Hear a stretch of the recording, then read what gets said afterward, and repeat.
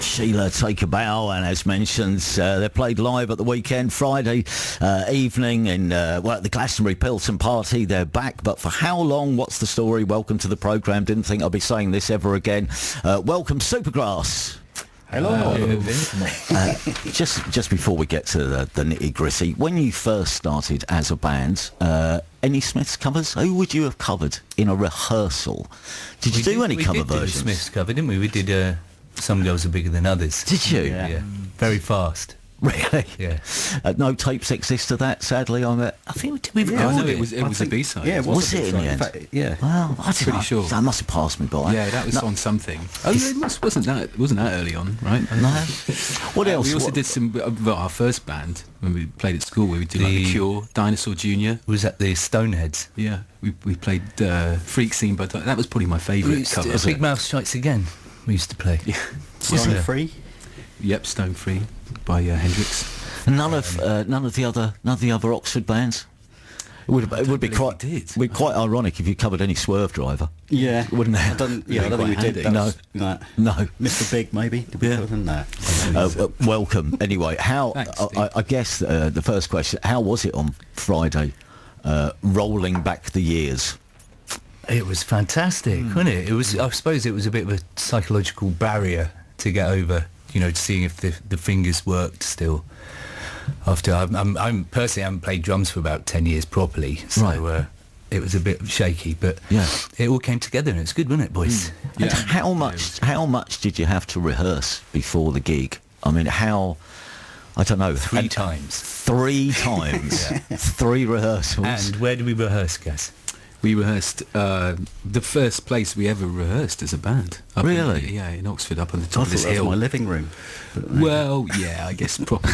So we've kind of gone down this weird sort of memory lane and gone back to some of our original places. I think it's called Memory Lane, the little track.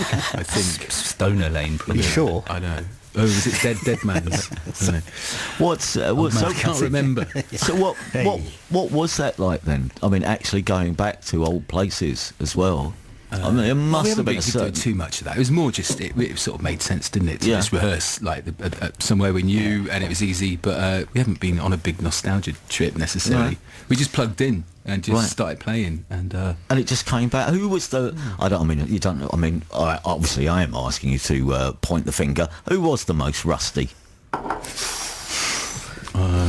What, at tea making? Tea making, Paul playing. Who?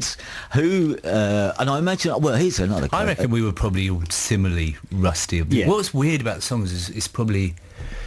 It is. I thought it might be quite weird playing those really old songs again. You know, are we a bit too old to play them? But like in a really sick way, it was really good. Yeah. And I think we can play them still.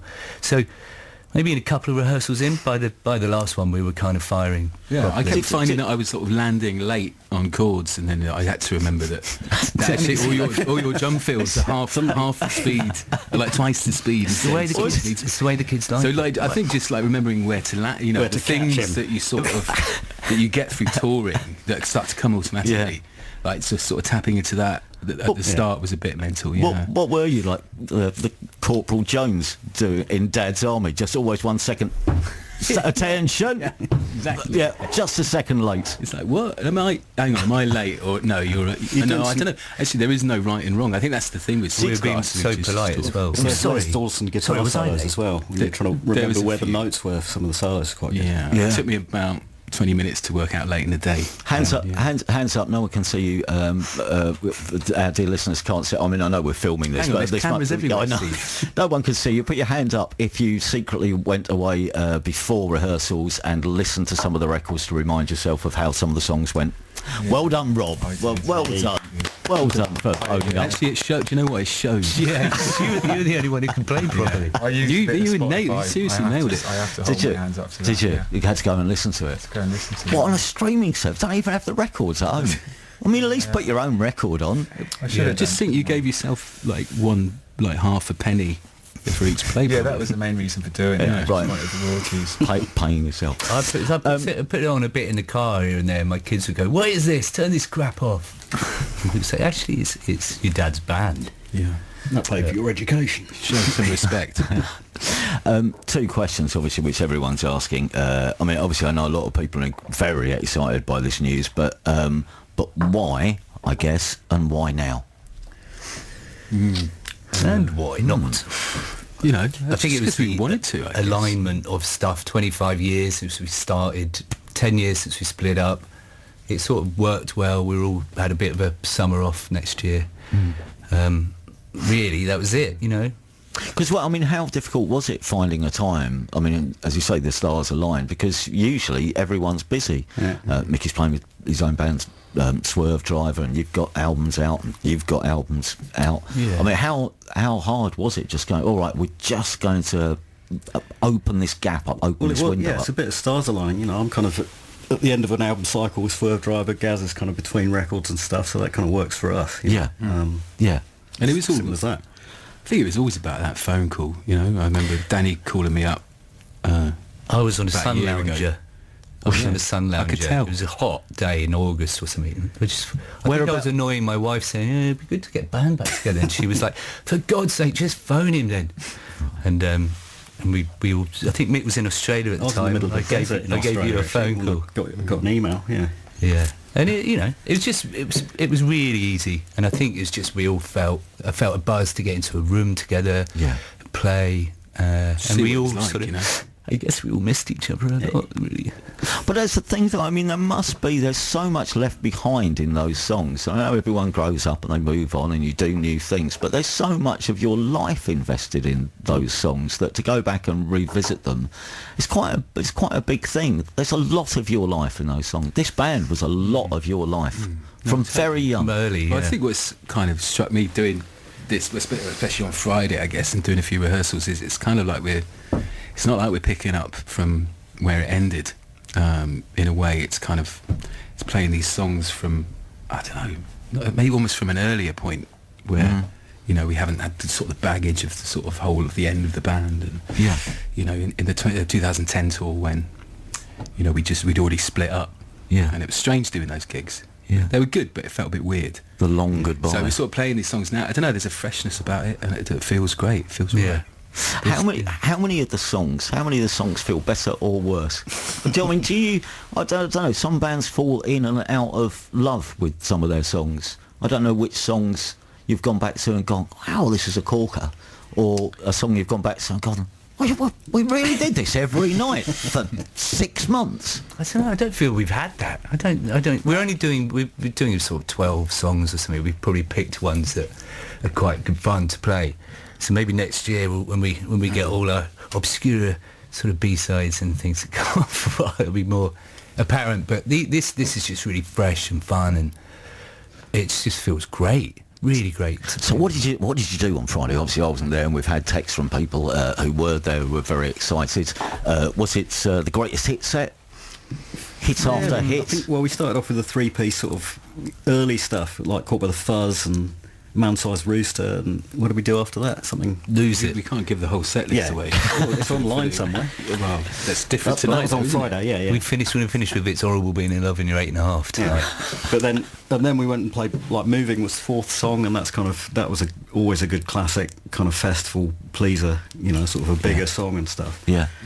But yeah, it was just nice exploring how the band used to move with those songs, because we obviously built them up over years playing them live, and trying to find all that stuff in the songs again. Yeah, it's been interesting. I hadn't thought about that actually, because you know, if you do a long tour, songs naturally sort of evolve live, don't they? Well, over years as well. Over years, and we used to change them within tours, and then, you know, add bits on and extend bits that would be open-ended, so you could go that's with kind of cool, it because that's night. what I was saying a minute ago, in a way of like, I reckon we've started from here at a bit of an earlier point. We're not sort of playing these songs from where we left off in... You're not doing the Floyd's version.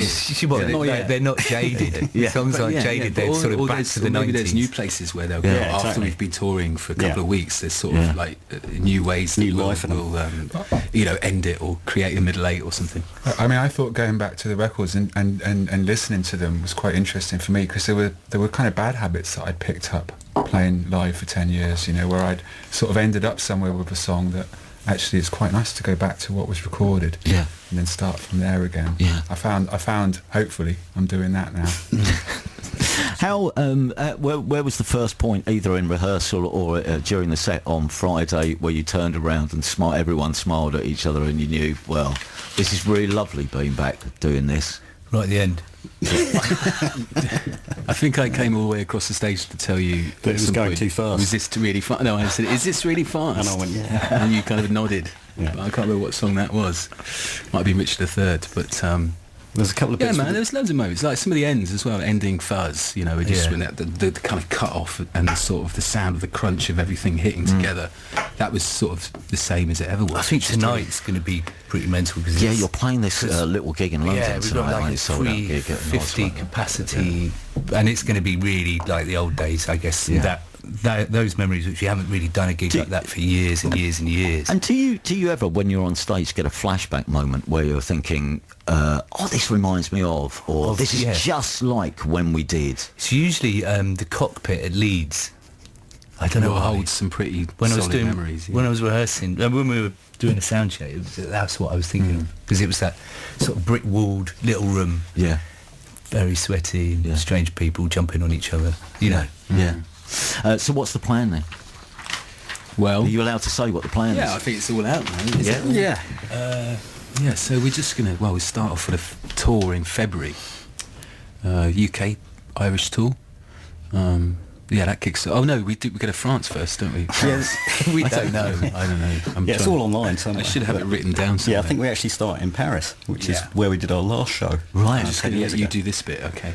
Well, that was all I was going to say. So we've got a few European dates, a bit of England, Ireland, stuff in the States, and then I think there's festival offers coming up over the summer and stuff. Right.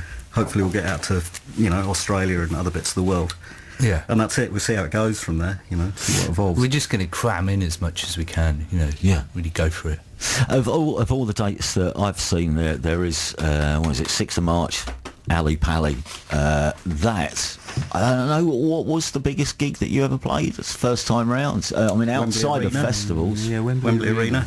That was in 2005. Somewhere around there. Wasn't it in Buzios, in Brazil? Well, was that a festival? Or that was a festival. Oh, a headline gig, yes, it was the arena, Wembley Arena. But that was, Ali Pali's going to be probably the biggest, I guess, that we've done, Well, did you play Ali Pali last time? Have you ever played it? No. We made it right at the start we with Pulp and Blur, actually. Yeah. We supported Blur. Right. It's us, Pulp and And Blur. Corduroy were DJing, someone told me the other day. There you go. Which was great, and I remember that really well. I remember Pulp being amazing. Is that and the Blur one that being you great, threw? Yeah. Jules, my wife's top. I threw your for her wife's shirt. top into the crowd because I was really into women's clothes then. Especially your wife's. I know. You just ran to Well, I don't know why you that ran all was. the way up the ego ramp and ripped it off and just threw it. And then Jules was like, I was heavily in ego in those days. gutted. The ego ramp. I like that. Is that the common I don't know. I thought that's what description of it? Oh yeah, look at him flying down the ego ramp. There's a box set coming out as well of all the stuff. And again, I don't know, becoming reacquainted with some of those songs, there must be times where you do think, yeah, that was great. Look what we did. Don't you? I mean, if I'd come to the end of a career such as yourselves, because you left behind a huge back catalogue. I mean, when you're choosing songs for the sets next year, I don't know where you're going to start, but it's a huge back catalogue, and and it went from very much, we're a band, we're a power trio going to this expansive and experimental thing, all the way through. Supergrass were always doing something slightly different, always sidestepping what I think the preconception of what you were going to do next time was. Yeah. Looking back at it now, it's quite a body of work. Thanks. Yeah. I think you're right. I think we've talked about this a little bit, haven't we? We're always trying to do something slightly different than we might be expected to do, but I think that just naturally comes with our minds of making music, keeping us busy. But yeah, it's going to be interesting to look through a load of the stuff. I mean, I think there's 4 or 5 hours worth of live stuff on there, and sitting down with the tapes. And you're right. I mean, we did kind of keep it interesting as much as possible over the years. We did the acoustic tours around Road to Ruin and all these other sort of different sounds and things. So yeah, I mean that was kind of making me very nervous when we went for the rehearsals. Can we play that well again and not be that locked down? Yeah. But yeah, we have got a lot to pick from. I don't know if we want to do that on this tour. Whether people are going to be following us for obscure album tracks that they obviously want to. There'll be at least two people at the back shouting out things that you've only played once. And it would be good to throw a couple of those in. I mean, that was also going through the gigs. Every time we released an album, you'd have to play a lot of the album tracks on that tour, and then they kind of got left in the locker after that. And it's nice to have those that we could maybe draw out again. Particularly now, because it might be a one-time offer. Yeah, so exactly. if you're going to do it, you've got to do it now. Get them in. There's the box set which will contain the 6 original albums, and it's very nicely packaged by all accounts. Although I've not seen the finished thing, I've been told, oh yes, this is nice. You will want, if you are a Supergrass fan, one of these dates, as mentioned online. The box set includes a previously unheard song, a cover of The Police's Next to You, going back to where we started. How did that happen? We were playing it in when we were supporting the Foo Fighters through North America. I can't remember when it was, 2008, 7, 8, somewhere around there. So it was just a live song. We just chucked in the set, and then we got back from that tour and just thought, why don't we make a recording? Did we record at your house? Yeah, we went into my basement and just chucked it down in an afternoon. It sounded amazing though. It's pretty much a live recording, really. It's not really one we thought, this is one in the bag to release. I think we just sort of uncovered it, really. I didn't realise it hadn't been released. I thought it was a B-side or something. Then we realised it just kind of captures a little moment when we're probably playing pretty well, just off the back of the tour. Is it full on Stuart Copeland? You've done a full on Stuart Copeland? Wasn't it like their first big single next year? I think for the Police, and it's kind of it's definitely got my sort of slightly not quite as good drumming technique on it, But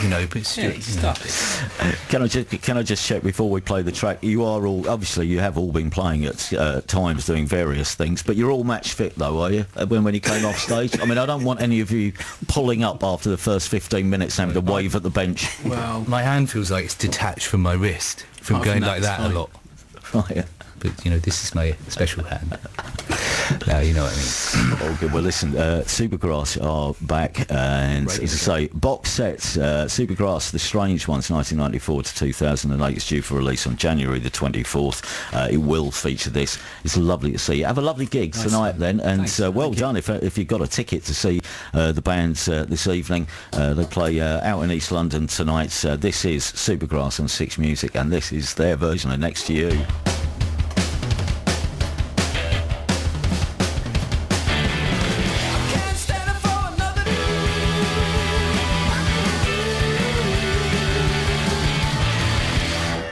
Supergrass then are back together to tour at the start of next year, dates in February and March, to follow the release of the box set Supergrass The Strange Ones, 1994 to 2008. That's out in January. My thanks to Supergrass for popping by and seeing the old man.